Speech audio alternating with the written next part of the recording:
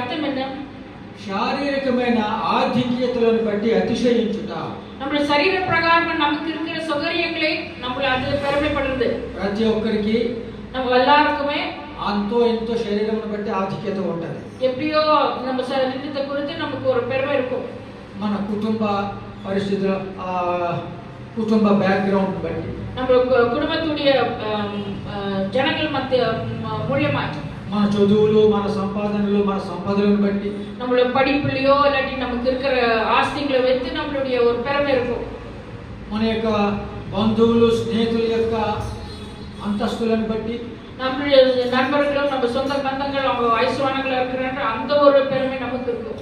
శరీరమును బట్టి మనకు కలిగిన తలాంతులు நமக்கு சரீரத்தில் இருக்கிற வித்தியாசமான தாளந்தங்களை குறித்து கூட நம்ம பெருமை அடையலாம். బాగా పాడుట బాగా వాయించుట நல்ல இசைக்கருவியை வாசிக்கிறேன் அது இது என்று బాగా మాట్లాడుట நல்லா பேசுறேன் என்று బాగా తెలివితేటలు కలిగి ఉండుట எனக்கு நல்ல ஞானம் இருக்குது என்று ఇవన్నీ శరీరమును బట్టి మనకు కలుగుతా ఉంటాయి. இதெல்லாம் சரீர பிரகாரமான இருக்கிற காரியங்கள். మనం అతిశయపడాల్సింది நம்ம பெருமைப்பட வேண்டியது మన శారీరక ఆధిక్యతలను బట్టి కాదు. நம்ம சரீர பிரகாரமா இருக்கிற தாளந்தங்களோ இருக்கிற எல்லா காரியத்தினால நம்ம பெருமைப்படக்கூடாது.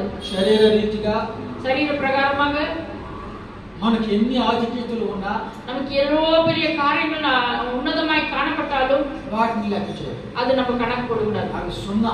அதெல்லாம் சூனே. మనం అతిశయపడాల్సింది நம்ம பெருமை அடைய வேண்டியது మన రక్షకుడైన యేసుక్రీస్తు ప్రభువును బట్టి మాత్రమే. நமக்கு இருக்கிற இயேசு கிறிஸ்து குறித்து மாத்திரம் தான் நம்ம பெருமைப்பட வேண்டும். ஹalleluya.